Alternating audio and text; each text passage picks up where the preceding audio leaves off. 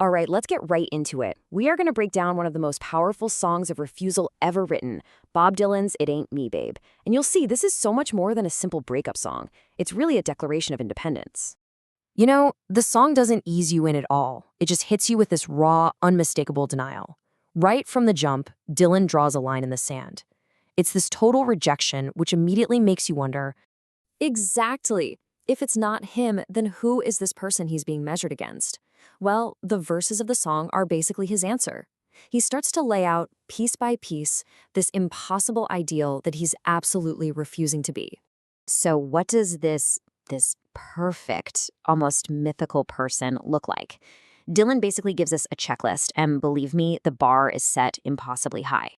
I mean, just look at this list. The demands here are kind of staggering, right? She's not just looking for a partner, she's looking for a full-time savior, someone who is never weak, who defends you no matter what, and who will literally pick you up every single time you fall.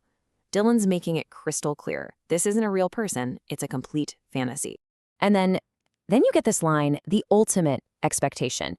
It's not enough to live for you. This person has to be willing to die for you and more. What does and more even mean? It's just this brilliant poetic way of saying the demand is infinite. It's something no human being could ever fulfill. Okay, so after painting this picture of the flawless hero, Dylan slams us with the contrast, a brutally honest self-portrait. And this, right here, is where the song's real power kicks in. And there it is, the whole conflict just laid bare. On one side, you've got this romantic, perfect ideal, the flawless protector. And on the other, you've got the narrator's reality, a guy who is painfully aware of his own limits. He does not sugarcoat it one bit. There's no promise to try harder, no I can change. It is just a blunt, almost cold admission. He's not just saying he might fail, he's pretty much guaranteeing it. And now we get to the heart of it. This isn't about being cruel. It's about an inability, a total inability, to give the kind of emotional support that's being demanded. He's admitting he's emotionally unavailable, totally walled off. It's way more of a confession than it is an attack. But, you know, to really get this song, we have to zoom out. This wasn't just Dylan ending a relationship with a person.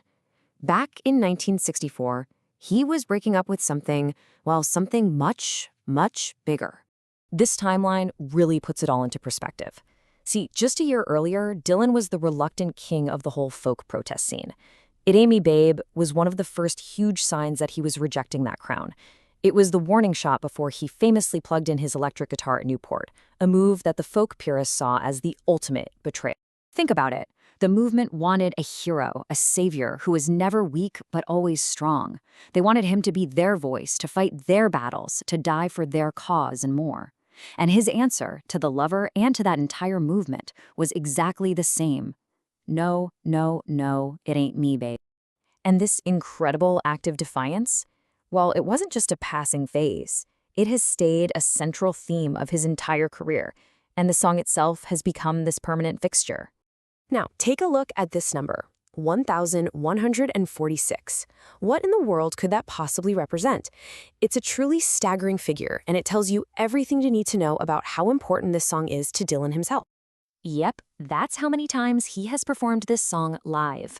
Over 1,000 times, from its debut way back in '64, right through his tours today. Just let that sink in. This isn't just a song he wrote, it's a message he has felt the need to repeat for his entire career. What this really shows us is that the declaration of who he is not is just as important, maybe even more important, than any statement of who he is. It's a lifelong artistic mission statement performed again and again, a constant reminder to everyone. And this brings us right back to you. The reason this song lasts is because its theme is so universal.